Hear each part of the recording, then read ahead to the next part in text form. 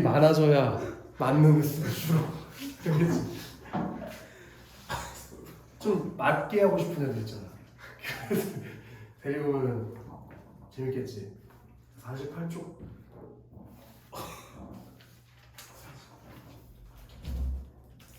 아니다, 47쪽이네. 47쪽에 그 종탑 그림 왼쪽에 있지. 종탑 그림 왼쪽에 종소리가 귀싸대기를 사정없이 밝게 됐지? 거기 청각이 소각화. 거기 뒤부터 읽어볼게. 나는부터. 읽긴 읽었는데 그냥 여기도 다시 읽어줄게. 네. 나는 명훈이의 손바닥을 붙잡아 귀에 대었다 뗐다 하는 동작을 되풀이했다. 왜 그랬지? 종소리가 더 잘 들릴 수 있게 하려고 장난질 친 거지? 네. 거기 당연히 미추쳐 있을 거. 우리 준환이는 맞지, 준환아? 네. 그런 행동을 통해서 명훈이가 나한테 뭐 했다고? 감동.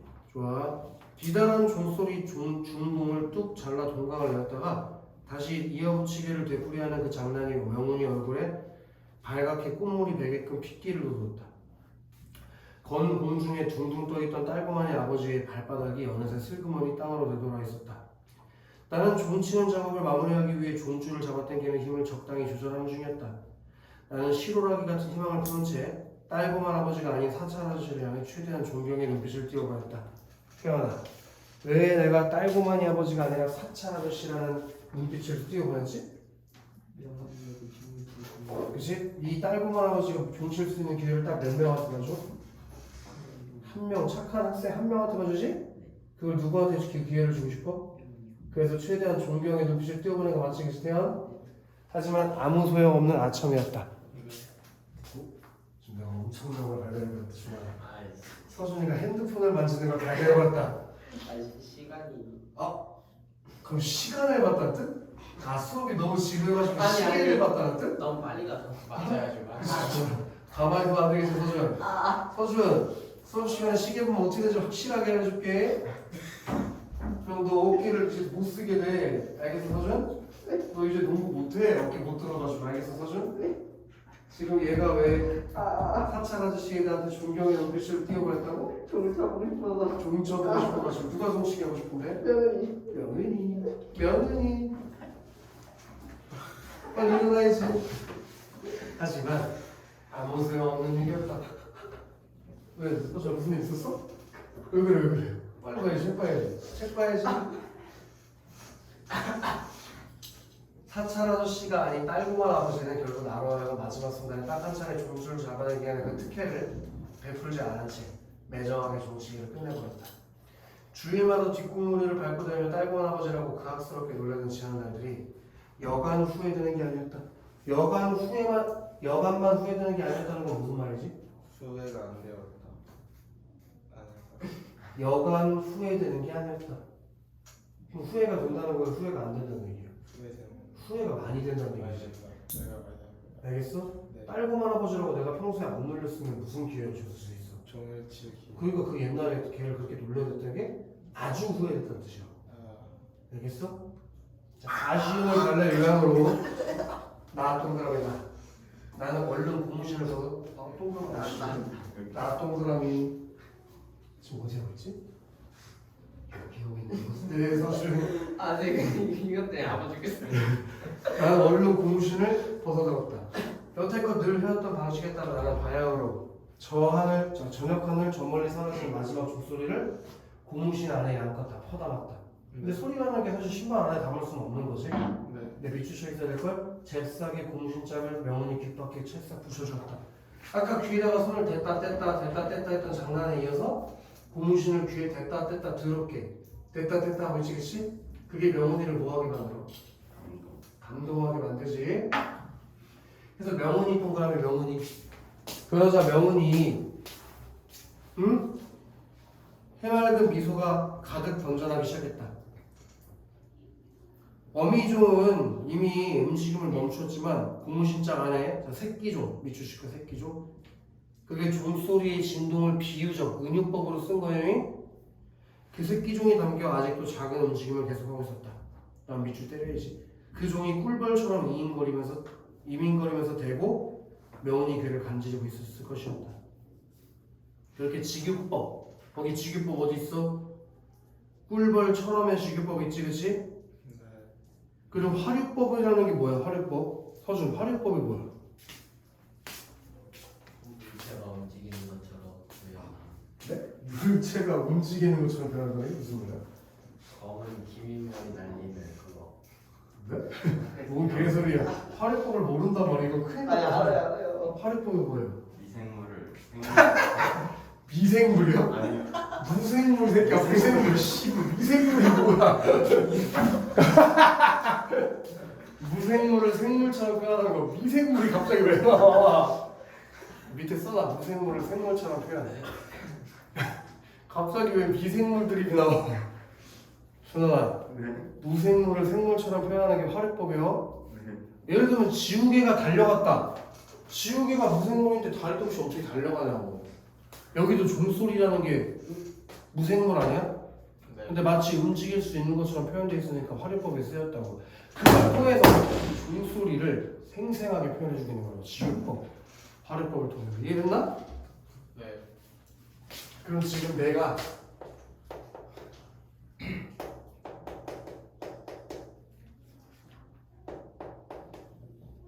명훈이에게 뭐 하고 있어? 장난 같은 행동을 하고 있지, 그치? 그래가지고 귀에다가 손을 댔다 뗐다 그 다음에 고무신에다가 소리를 담아가지고 댔다 이러고 있었잖아. 그런 것들이 명훈이를 어떻게 만들었다고? 감동시키면서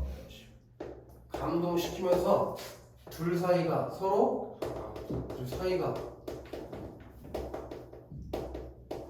가까워지게 된 거지. 이해되셨어? 다음 차 넘어가보자. 자, 왔던 길과는 달리 돌아가는 길은 호사스러운 감동의 보자기에 감싸 있어서 관사까지 걷는 시간이 조금 전보다 절반 이하로 짧게 느껴졌다. 원래 처음에 갈 때는 시간이 아주 느려졌었지. 자, 퀴즈야. 이거 이제 다 못하면 아름다운 일 많이 일어나 태연. 내가 이제 명훈이랑 한바탕 갈등하고 나서 배려심이 존나 생겼잖아. 그래서 이제 얘네들이 어떻게 화해하게 됐어? 둘이 화해하게 된 계기가 있었잖아. 뭐였어? 종소리요. 종소리를 듣고 화해하게 됐지, 그치? 네. 그리고 그 종치는 소리를 듣고 싶다고 하지 않았어? 네. 그래서 주일에 내가 저기 명훈이 데리고 할머니 허락받아가지고 가는 중이었잖아. 근데 명훈이가 앞이 안 보니까 천천히 걸어야 되지. 천천히 걸어가면서 무슨 얘기를 해줬었어? 기사 백마이요. 백마 이야기가 있었지? 그때 백마가 상징하는 인물이 있었는데 백마가 누굴 상징해? 명은이. 명훈이, 칭덩쿨, 검. 성주. 성주가 좋은 상징? 뭐 누굴 상징하지 않았지만 성주가 나쁜 놈에게 벌을 내려주는 역할을 했지, 그치? 그래가지고 종탑이라는 곳이, 종이라는 게 어떤 의미겠어? 종소리가 소원. 소원을 성취해주는, 소망을 이루어주는 소리 아니었어? 어디서? 종탑에서. 그럼 종탑은 뭐 하는 곳이냐? 소망이 이루어지는 곳이잖아. 맞아? 네. 그래서 명훈이가 뭐 하겠다는 생각을 가졌어? 종을 쳐보고 싶다는 생각을 가지게 돼서 이제 둘이 뭐 하러 가는 거야? 종치러 가는 거야. 종소리 듣고 싶다고 해가지고. 알겠어? 네. 그게 이제 명훈이가 종을 치고 싶어하는 마음을 갖게 되는 계기가 되는 거지. 알겠어요, 서준? 네. 좋아요. 근데 이제 왔던 길을 다시 돌아갈 때는 시간이 어떻게 됐대? 훨씬 단축됐어. 빨리 갈 수 있어. 그치, 태연? 잘 듣고 있는 거지, 태연? 태연이가 똑똑한 게 어디냐? 바보지. 뒤에 앉아있으면 더 안 맞을 거라 생각하지만 오히려 반대. 앞에 앉아있어야 제일 들맞아. 얘가 똑똑한 거야, 바보들아. 뒤에 있으면 내가 더 신경 써서 더 자주 가지. 자, 명훈이는 흥분한 기색을 여간 감추지 못했다. 관사 앞에서 헤어지기 직전에 명훈이는 나에게 고맙다고 말했다. 깍쟁이 서울 계집애 입에서 고맙다는 인사가 나오기는 그때가 처음이었다. 건호야! 일건 내 이름을 불러놓고도 명훈이는 한참이나 더 뜸을 들인 다음에 가까스로 뒷말을 이었다. 밑줄 시작. 네 얼굴이 어떻게 생겼는지 궁금해. 내 손으로 만져보고 싶어. 라고 명훈이가 나한테 뭘 했어? 손으로 만져보고 싶다는 뭘 드러내? 관심을 드러내지. 그만큼 사이가 둘이 어떻게 됐다는 거야? 가까워졌다는 걸 의미하는 거 맞지, 그치, 서준? 참으로 난처한 순간이었다. 틀림없이 집안 어느 구석에서 우리를 지켜보고 있을 명은이 외할머니를 의식하면서 나는 잠시 망설였다. 에라 모르겠다는 심정으로 나는 결국 명은이 손을 끌어다 내 얼굴에 대주었다. 그리고 두 눈을 질끈 감아버렸다. 촉촉이 땀에 젖은 손이 내 얼굴 윤곽을 천천히 더듬어 나가기 시작했다. 명은이는 내 이목구비를 하나하나씩 차례차례 신중히 만졌다. 그렇게 명은이가 나랑 얼굴을 만지면서 뭐하고 있어? 교감. 그만큼 이제 사이가 가까워진 거야. 그지? 얼굴이 아주 잘생겼구나. 나한테 얼굴을 보여줘서 고마워. 만지게 해줬지만 얘는 눈이 없으니까 그게 보게 해줬다고 표현한 거지? 네. 난생 처음 잘생겼다는 소리 들었다. 나는 헛헛 달아오는 날꽃을 주체할 수가 없어서 도망치다시피 관사 앞을 떠나버렸다. 제 여기 주체했어야지. 나는 헛헛 달아오는 낮꽃을 주체할 수 없어 도망치다시피 관사 앞을 떠나버렸다. 그때 내가 느낀 감정은 뭘까 준아? 부끄러움의 감정을 느꼈겠지. 명은이한테 뭘 받았어?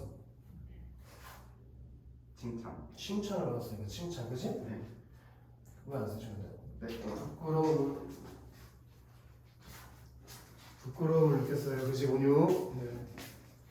그래서 관사로부터 멀어지다 나는 공중공중 띵걸음을 누기 시작했다. 왜? 너무 어떠니까?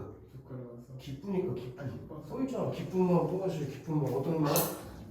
기쁜 마음에 막 뛰어갔다 집까지. 비록 서투른 솜씨나마 휘파람을 휘휘 부르면서 나는 신나게 집으로 향했다. 여기까지 몇 번째 만남이 나온 거야 아이들? 여기까지가 6번째 만남이지. 이제 6번째 만남. 이제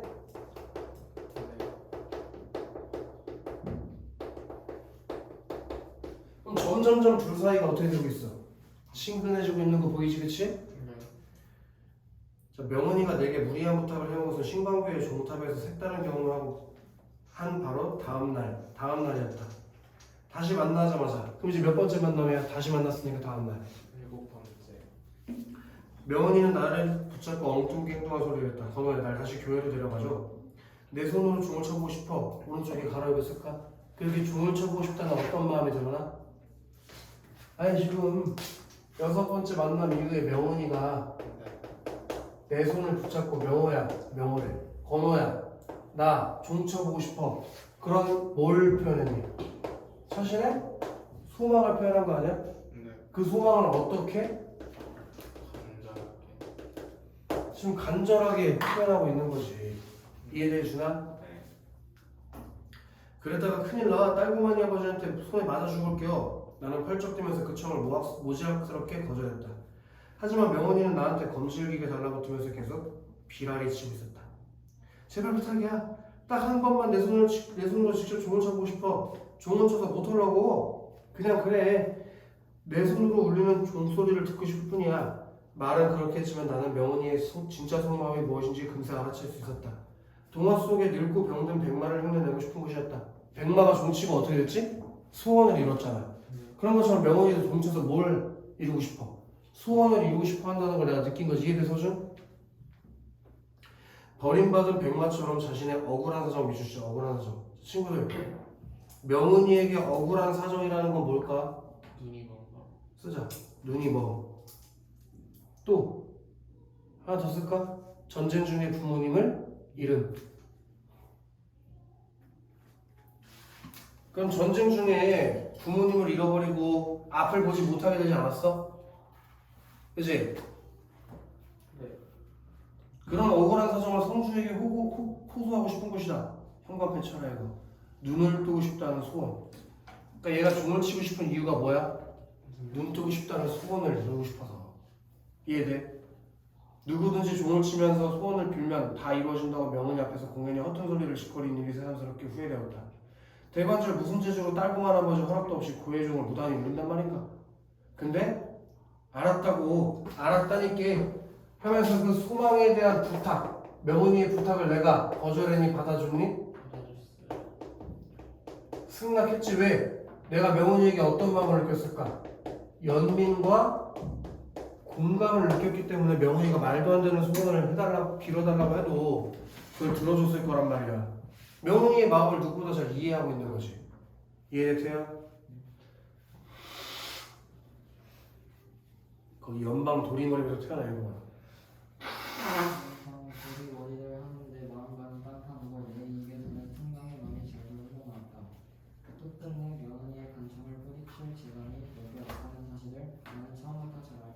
왜? 동그라미 두 개 쳐야지. 애정, 연민.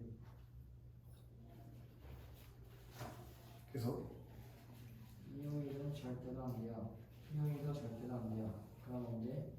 보이지도 않는 눈을 바짝 빛내면서 명언이가 대답을 재촉했다. 예배 모임이 없는 평일이라면 어찌어찌 강말과 부부했다. 목요일 밤중에 가면 혹간 몰라도 그럼 이게 몇 번째 만나면?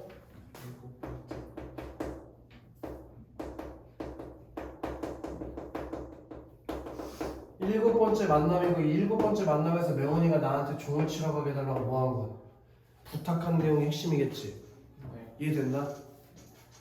자, 목요일 아침 밝았다. 목요일 낮이 지나갔다. 마침내 목요일 밤이 찾아왔다. 그렇게 뭘 드러냈어?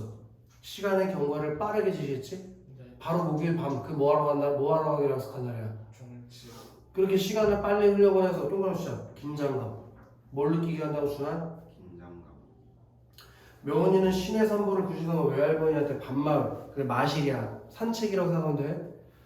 밤 산책을 허락받았다. 어둠길을 나서는 우리를 명훈이 외할머니가 관사 밖 길가까지 따라 나와 걱정스러운 얼굴로 배웅했다. 안 못 보는 외손녀를 걱정하는 백발로파의 마음에 신광교회까지 줄곧 우리와 동행하는 듯한 기분이었다. 명훈이 손을 잡고 신광교회 돌계단을 오는 내내 해주실까? 내 온몸은 사뭇 떨렸다. 왜 떨렸지 준아?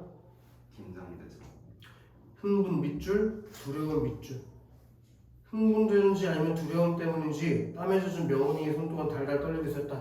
그러니까 나 명훈이랑 같이 뭐 하러 갔냐? 종치. 종치러 갔지? 그때 나 어떤 마음이 들었다고? 흥분. 나 긴장감이 났다니까. 긴장감. 왜냐면 빨고만 아버지한테 걸리면 좆대잖아. 그리고 명훈이 손도 어떻게 됐대? 달달 떨리고 있었다며. 그래서 명훈이는 어떤 마음을 느낀 것 같아? 흥분되거나 또는 두려움을 느끼고 있는 것 같다고 추측했지. 네. 명훈이가 소원을 이룰 수만 있다면 딸공한 아버지한테 맞아 죽어도 상관없다고 각오를 다져서 나는 젖은 빨래를 쥐어짜도 못 하려는 용기를 쥐어짰다. 그렇게 명훈이에 대한 내가 어떤 태도를 취하고 있다는 게 중요해. 거기가 동그라미 쳐져 있어야 돼. 희생적 태도. 맞아 죽어도 괜찮다잖아. 명훈이가 기뻐할 수만 있다면. 이해돼서 좀? 자, 신광교회는 어둠 속에 고잔으로 가라앉아 있었다. 이제부터 우리가 저지르는 엄청난 짓거리. 그게 어떤 짓거리니? 허락 안 받고 종치는 일. 그것에 어울리게끔 주변에 아무런 인기척도 없음을 거듭 확인하고 나서 나는 종탑 가까이 명훈이를 잡아 끌었다. 거기 밑줄 서 있어야 돼. 괴물처럼 4개의 긴 다리로 이루어진 철제 종탑. 여기 무슨 법이 있지? 직유법과 화류법이 있다는 게 써 있어야 돼. 직유법과 화류법. 괴물처럼이니까 직유법이 있는 거 맞지? 네. 그리고 탑이 다리라는 게 있을 리가 없잖아. 다리로 일어서 있을 리가 없잖아. 무생물을 생물처럼 표현하는 화류법이 있어. 근데 있잖아. 왜 그렇게 느껴져? 왜 종탑이 괴물처럼 느껴질까? 나이가 그만큼 지금 긴장. 긴장되고 두려워하고 있다는 얘기야. 이해돼서 좀? 네. 캄캄한 밤하늘을 향해 우뚝 발돋움을 하고 있었다. 깊은 물속으로 자맥질하던 하기 직전의 순간처럼 나는 까마득한 종탑 꼭대기를 올려다보며 영겁후 심호흡을 했었다. 그런 다음 딸공한 아버지가 항상 하던 방식대로 종탑 쇠기둥을 타고 꼬르르 위로 기어올라 철골에 매인 밧줄을 밑으로 풀어내렸다.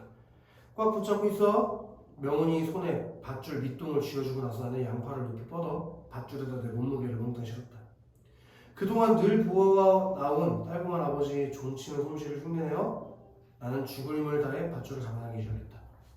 종탑 꼭대기에 되똑 얹힌 거대한 노총이 천천히 한쪽으로 기울어지는 첫 느낌이 밧줄을 타고 내 손을 얼얼하게 전해왔다.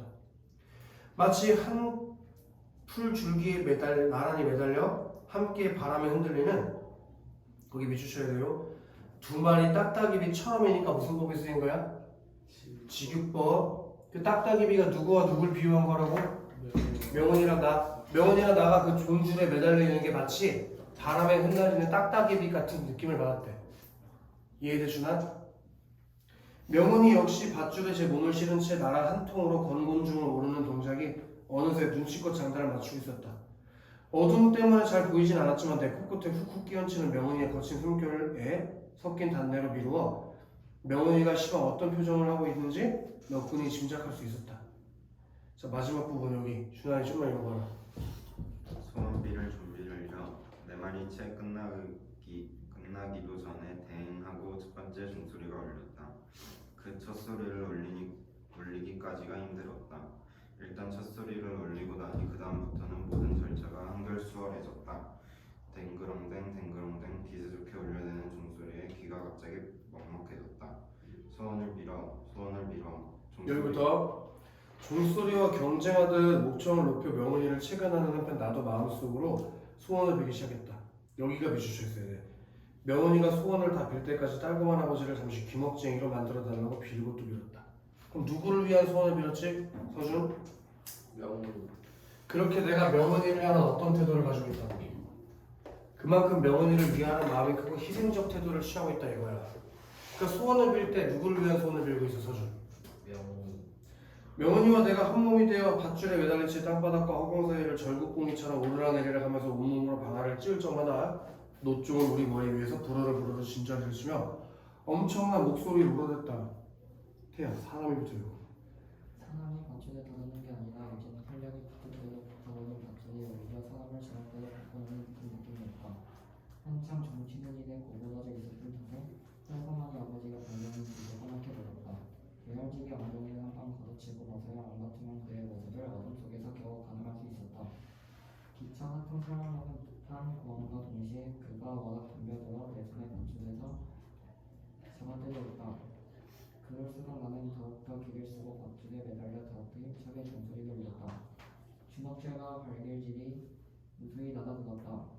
마구잡이 외터적에서 명훈이를 지켜주기 위해 나는 양다리를 가지질러 명훈이 허리를 감싸놨다. 명언이를 보호해주고 있는 거지, 그치? 계속. 한데 어묵하여자 차크에 종을 쳐주는 주어를 혼자 손으로 좀처럼 떼어내게 얻게 되자 나중에는 딸고만이 아버지도 받지도 않게 배를 내고 말았다. 결국 종치는 사람이 스스로 불안한 것이 꼴이었다.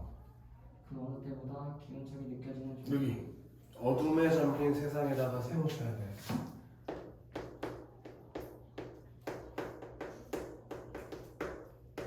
그게 상징적 의미가 있지, 준하나. 어둠에 잠긴 세상이라는 게 뭘 상징적으로 보여주는 거야? 전쟁을 하는 절망적인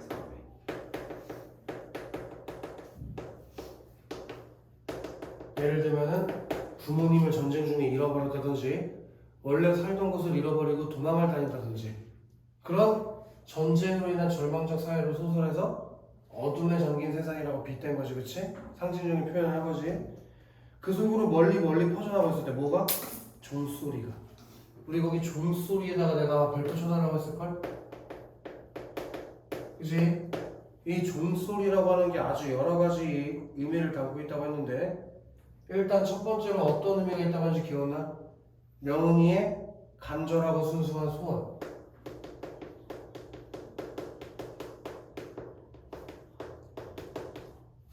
간절하고 순수한 소원을 의미하기도 하고 또 절망적인 상황에 놓인 명은이에게 구원의 희망을 상징하기도 하고 얘가 아빠 엄마도 잃어버리고 좀 앞도 안 보이는 상황 아니었어? 그 상황에서 유일하게 얘한테 희망을 주는 게 뭐였어? 종을 쳐서 소리를 내는 거였잖아. 이해되나? 또 전쟁의 비극을 세상에 전하면서 뭘 바라는 소리?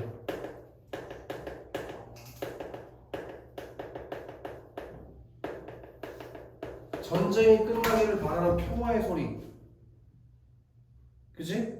그런 의미가 있다고 얘기했다잉. 자, 명은 입에서 벼랑간 울음이 터져나오기 시작했다. 때때옷을 입은 어린애를 닮은 듯한 울음소리. 여기 직유법 있는 거야. 뭐뭐 하는 듯이니까. 근데 명은이의 울음소리를 뭐에 비유했니? 어린애에다가 비유했다고. 어린애 울음소리. 예! 이 소리. 알겠어? 네. 그게 현관펜 처있어야 되네.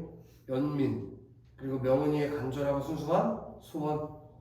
그렇게 명은이의 간절하고 순수한 소원을 뭐에 비유했다고? 때때옷 입은 어린애를 닮은 듯한 울음소리에 비유한 거야. 무동을 채운 때 종소리는 마치 하늘 끝에 닿으려는 기세로 독수리처럼 솟구쳐 우르고 있었다. 그렇게 명은이의 울음이라는 게 여기 현관펜 쳐있어야 될걸? 자신이 겪은 억울함과 슬픔의 표현. 그리고 억울함과 슬픔에서 벗어나게 되려는 간절한 호소. 거기 옆에 조그만한 글씨 나와있지? 자신이 겪은 억울함과 슬픔의 표현 그리고 그 억울함과 슬픔에서 벗어나게 해달라는 간절한 호소. 자, 댕그렁댕 댕그렁댕 하면서 종소리로 작품이 끝났지? 그럼 열린 결말을 통해서 뭘 주는 효과가? 여운을 주는 효과가 있다고 했었어. 이해되냐? 아이들, 이 소설 지금 여기 8번째 만남에서 소설이 끝났는데 중심 인물 2명만 얘기해봐. 영은이요. 명은이 그리고 나. 친구들, 우리 중심 인물이라는 게 하는 역할이 뭐야 소설에서? 작품의 주제를 구현하는 역할을 하지, 그치? 그럼 명은이를 통해서 독자에게 어떤 마음을 전달해 주고 싶은 걸까? 전쟁의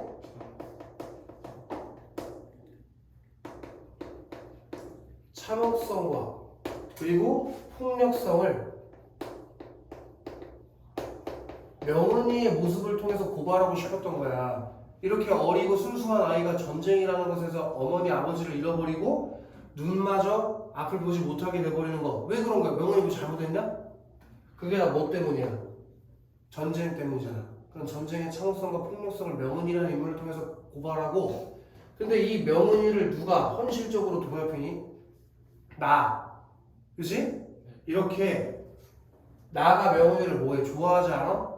그런 인간의 사랑으로 명은이가 내가 명은이를 사랑하잖아. 그런 인간의 사랑으로 전쟁에 상처를 뭐 할 수 있다. 상처야 치유할 수 있다는 가능성을 전달해주기 위해서 작가가 이런 소설을 6.25 전쟁 이후에 쓴 거야. 6.25 전쟁 이후에 우리나라의 명은이처럼 전쟁으로 피해본 사람 없었나? 그럼 그 전쟁으로 인해 피해본 사람들을 어떻게 위로하고 보살펴주고 싶었을 거 아니야? 근데 이런 종탑 아래에서 같은 소설을 써서 뭘 통해서? 인간의 사랑을 통해서 이런 전쟁의 아픔을 치유할 수 있다라는 걸 전달해주고 싶어서, 그런 주제를 얘기해주고 싶어서 이 종탑 아래에서라는 소설을 썼다고. 충분히 이해가 됐냐? 일단 여기서 한번 끊고 좀 쉬었다가 해봅시다.